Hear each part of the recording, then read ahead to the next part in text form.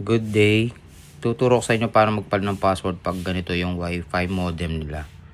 So una, nakonnect tayo dapat sa Wi-Fi ninyo. So FTTH 4G yan. Tapos yung FTTH 5G yan. So yung mga default name ng password natin, ay default name ng Wi-Fi natin. So sa 4G ako nakonnect. Then open lang natin yung Google. Tapos type lang natin yung IP. Laging IP natin na 192.168.1.1. Enter. So pag nandito na kayo, username tsaka password tsaka verification code, susulat natin. Dito is user, small letter da, tapos password. Send namin sa inyo yung password. Co-op admin. C capital OOP admin question mark exclamation point. Tapos yung verification code dapat tama yan. Kasi mag-error pag hindi tama. YL7TJ. So tapos login. Yan. Pag nandito na kayo, i-click nyo lang tong web for PC. Ito, sa baba. So web for PC. Yan. Tapos pag nandito na po sa network naman, network ito.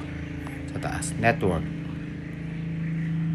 Network, tapos dito may makikita ko sa baba yung LAN 5G 2.4G. So means to 4G siya.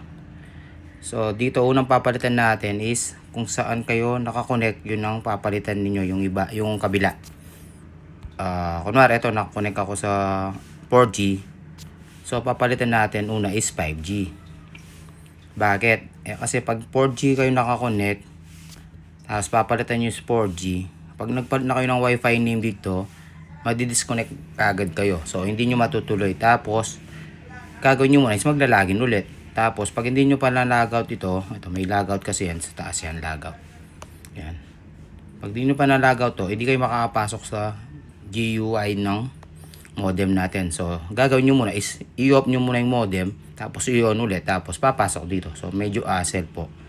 So ang gagawin natin dito is kung sa 4G po kayo na-connect, ang papalitan natin is 5G una doon. Ito 5G. So kung vice versa naman, kung sa 5G kayo na-connect, ang papalitan nyo dito is 4G.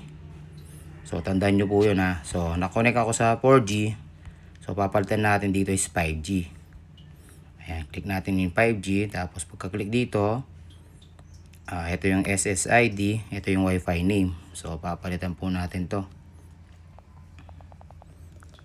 Co-op 5G na lang. So lalagyan nyo ng 5G tsaka 4G yung Wi-Fi name para di po kayo malito. So ayan, Co-op 5G, apply changes natin. Ito kasi kung 4G kayo na-connect tapos 4G yung pinalitan nyo ulit dito, madi-disconnect na kaagad kayo dito. So parang wala kayong internet kasi palitan yung Wi-Fi name. So pagkataas ng palit ng Wi-Fi name, W LAN security. Ito sa free shared key sa baba, ito yung password nyo.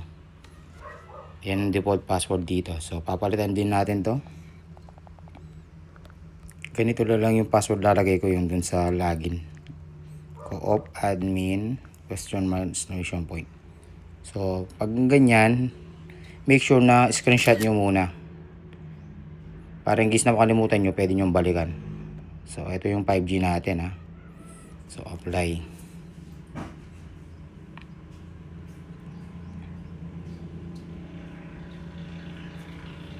Yan, okay na. So pag ganun na, okay na, gagawin nyo muna is mag-logout. Logout muna natin. Yan. So tapos gagawin natin is napalitan na natin yung 5G, papalitan natin yung 4G ulit. Check natin dito pag lumitaw yung 5G. Ayun, Co-op 5G. So type natin yung password. So tinry ko na kasi ito, kaya nakapasok kagad ako. So ganito lang, forget ko muna, sige, papakita ko lang sa inyo.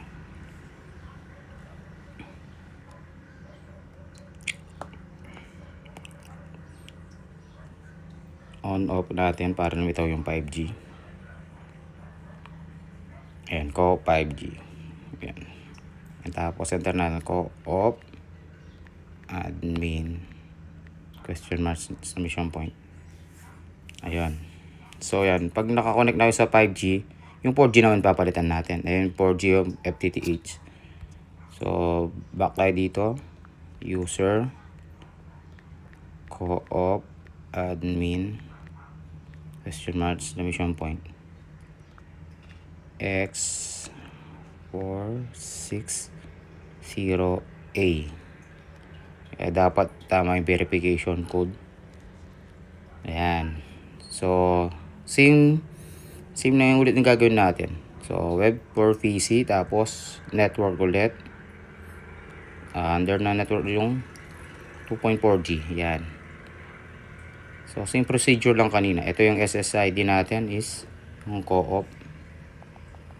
Yan. Co-op Y4G. Ganun lang.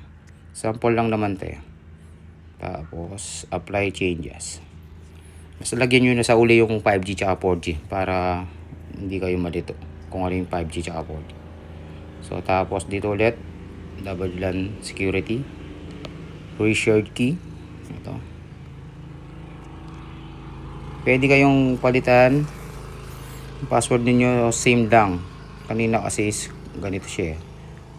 Co-op, admin. Pwedeng same lang kasi pag same lang, pwede silang same lang. Kaya lang dapat dito sa Wi-Fi name, yung co-op 5G tsaka co-op 4G dapat magkaiba.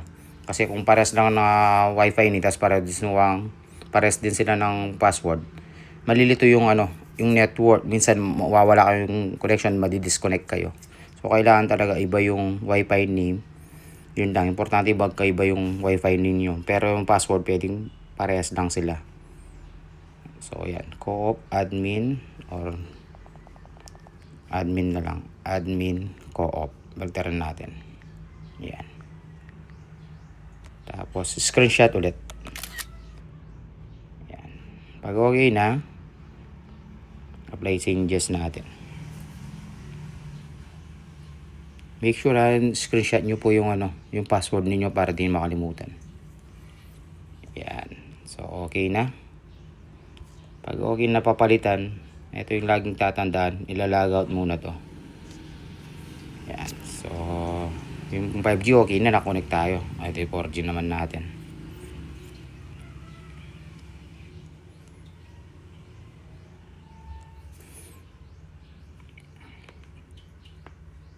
Yan, ganun lang yung pagpalit ng password. Basta make sure lang na muna natin siya. Forget password ko lang. Pero hindi nyo po forget password yun ha. Kasi ginawa ko na kasi nung isang araw to eh. Parang sinample ko na yung pag dito. Pag video, pag take ng screenshot. So, kaya yun. Ayaw mag-connect. Ayan connected na siya. So ganun lang. Basta make sure lang na screenshot yung nyo, password nyo.